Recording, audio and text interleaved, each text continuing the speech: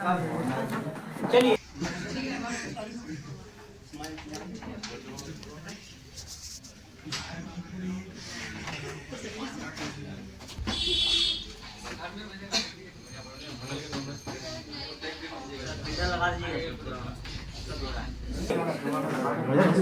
हम लोग बात कर रहे हैं आप हम लोग जो पिछले क्लास में जो पढ़ रहे थे इलेक्ट्रिक डायपोल के बारे में। किसका पढ़ रहे थे बताओ? इलेक्ट्रिक डायपोल के बारे में हम लोग पढ़ रहे थे। तो इलेक्ट्रिक डायपोल क्या होता है? जब दो चार्जेस, कितना चार्जेस? दो चार्जेस काफी कम दूरी पर हो तो हम लोग उसको बोलते हैं इलेक्ट्रिक डायपोल। जैसे मैंने बेस्ट एग्जांपल बताया था कि वाटर मॉलिक्यूल, क्या होता है भाई? वाटर मॉलिक्यूल में जो एटम्स है, दो प्रकार का एटम है। एक तो आपका हाइड्रोजन एटम है, दूसरा आपका क्या है? ऑक्सीजन है। एक हम लोग जानते हैं। अच्छा अगली बात सुनो। तो जब हम लोग दो अपोजिट चार्जेस को कंबाइन कर देते हैं, क्या करते हैं बताओ? जब दो इक्वल एंड अपोजिट चार्ज को कंबाइन करते हैं तो वो डायपोल का फॉर्मेशन करेगा। किसका फॉर्मेशन करेगा? डायपोल का। तो आप सिंपल भाषा में आप ये बोल सकते हैं कि डायपोल क्या होता है कि combination of two opposite charges.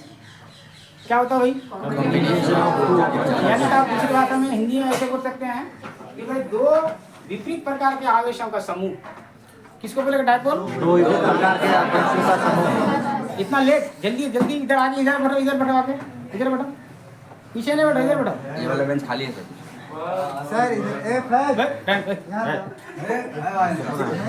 बीच में डिस्टर्ब नहीं। हाँ भाई सुनो। तो हमने आपको बताया कि भाई जब दो विपरीत प्रकार के आवेश को अगर एक साथ कंबाइन कर दिया जाए, मिला दिया जाए तो डायपोल का फॉर्मेशन होता है।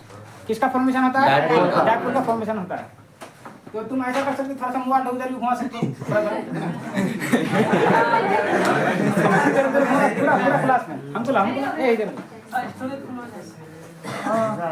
कर रहे थे। आज हम लोग बात कर रहे थे, यहाँ पे हम लोग का हेडलाइन है आप कि moment of couple on a electric dipole due to an external electric field, या फिर कपलिंग फोर्स। हमने इसका नाम, दूसरा नाम दिया था टॉर्क। क्या बोला था? कपलिंग फोर्स या फिर टॉर्क। और हिंदी में बोले थे प्रतियानयन बल। क्या बोला था? प्रतियानयन बल। प्रतियानयन बल। तो हम लोग जब किसी डायपोल को किसी एक्सटर्नल इलेक्ट्रिक फील्ड में हम लोग रखते हैं तो वहाँ पर क्या होता है? एक जोड़ा फोर्स अप्लाई होती है। एक जोड़ा। कितना फोर्स अप्लाई होता है? एक जोड़ा फोर्स अप्लाई होता है। तो ये जो एक जोड़ा फोर्स है इसको हम लोग बोलते हैं प्रतियानयन बल। क्या बोलते हैं बताओ? प्रतियानयन बल। चलिए आप सुनते हैं, देखते हैं भाई। तो हम लोगों का जो हेडलाइन है moment of couple on electric dipole due to an external uniform electric field. कौन सा फील्ड? यूनिफॉर्म। अच्छा यूनिफॉर्म से अब यहाँ पर मतलब क्या है? एक समान। अच्छा एक समान का मतलब कि भाई हर पॉइंट पे इलेक्ट्रिक फील्ड का मान समान होगा। हर पॉइंट पे समान इलेक्ट्रिक फील्ड का मान समान, विद्युत क्षेत्र का मान समान होगा। किसका मान समान होगा? सपोज मैं एक यूनिफॉर्म इलेक्ट्रिक फील्ड कंसीडर करता हूँ। ये आपका यूनिफॉर्म इलेक्ट्रिक फील्ड, ये आपका यूनिफॉर्म इलेक्ट्रिक फील्ड, ये आपका यूनिफॉर्म इलेक्ट्रिक फील्ड। कौन सा इलेक्ट्रिक फील्ड है? Uniform electric field. यूनिफॉर्म का मतलब क्या होता है बताओ? एक समान। एक समान। तो ये जो एक ऐसा प्लेस है, एक ऐसा फील्ड है जिसके हर पॉइंट पर इलेक्ट्रिक फील्ड का मान समान है। जिसके हर पॉइंट पर किसका मान समान है? इलेक्ट्रिक का मान समान है। तो हम लोगों ने इसको एक यूनिफॉर्म इलेक्ट्रिक फील्ड कंसीडर किया है, माना है, और इस पर हम लोग एक डायपोल प्लेस कर देंगे।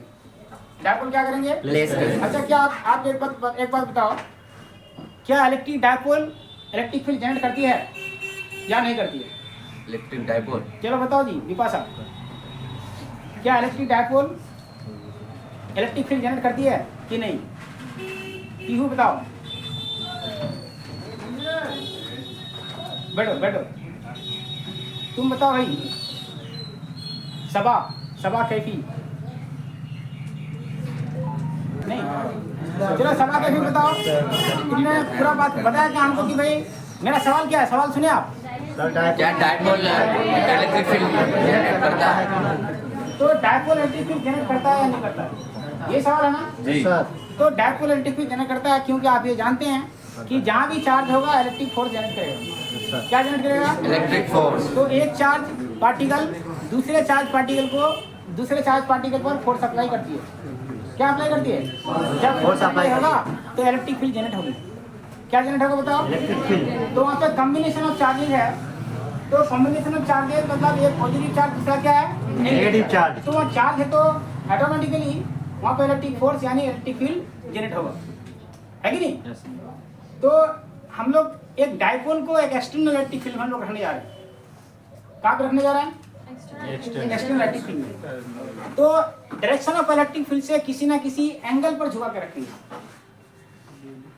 किससे?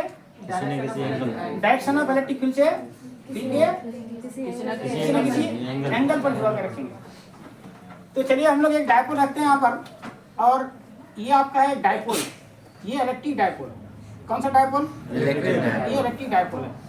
हमने इसको यूनिफॉर्म इलेक्ट्रिक फील्ड में प्लेस कर दिया है, और मैंने माना कि भाई यहाँ पे एक माइनस क्यू चार्ज है और ये आपका है प्लस क्यू चार्ज।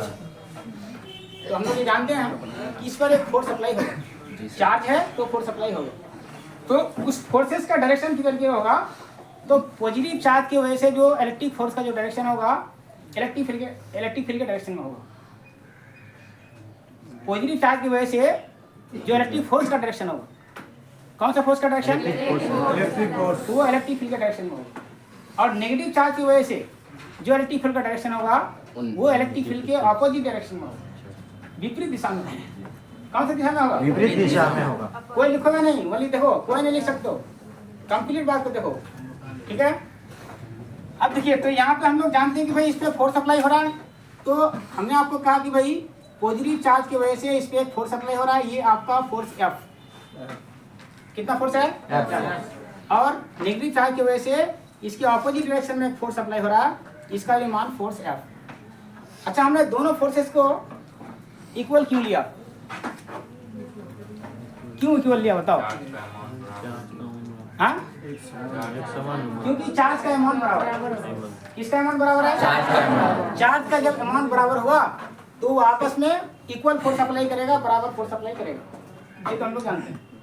दूसरी बात कि जब भी हम लोग किसी भी चीज पर अगर फोर्स अप्लाई करते हैं तो उसके अंदर में मोशन आता है। किसके अंदर कि क्या कौन सा मोशन आता है? वो लीनियर मोशन भी हो सकता है या फिर किसी भी तरह का मोशन हो सकता है। तो जब यहाँ पर ये जो फोर्स है इस चार्ज पर ये जो फोर्स अप्लाई हो रही है, तो इस डाइपोल को उधर मूव करना चाहिए। क्या करना चाहिए? मूव करना चाहिए। तो क्या ये मूवमेंट हो पाएगा? क्या मूवमेंट हो पाएगा? तो ये डाइपोल इलेक्ट्रिक फील्ड से बाहर चल जाएगा अगर मूवमेंट होगा, लेकिन मूवमेंट नहीं हो पाएगा। मूवमेंट तभी होगा जब दोनों फोर्स में से किसी एक फोर्स का मान ज्यादा हो। मूवमेंट कब होगा बताओ? दोनों फोर्स में से एक फोर्स का मान ज्यादा हो। जैसे मैं अगर बात करूं, ये मेरे पास पेन है, ये मार्कर है, और इस मार्कर को हम लोग दो आदमी खींच रहे हैं, एक आदमी उधर खींच रहा है, एक आदमी इधर खींच रहा है। अगर इस डायरेक्शन में खींच रहे हैं, एक आदमी उस डायरेक्शन में फोर्स अप्लाई कर रहा है और एक आदमी इस डायरेक्शन में फोर्स अप्लाई कर रहा है।